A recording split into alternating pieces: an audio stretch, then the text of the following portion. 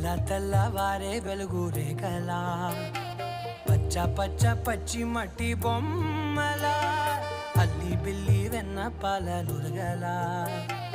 అచ్చ తెలుగు ఇంటి పూల కొమ్మలా దేవదేవుడే పంపగా ఇలా దేవతే మా ఇంట అడుగే పెట్టెనంట బ్రహ్మ కళ్ళలో కాంతులే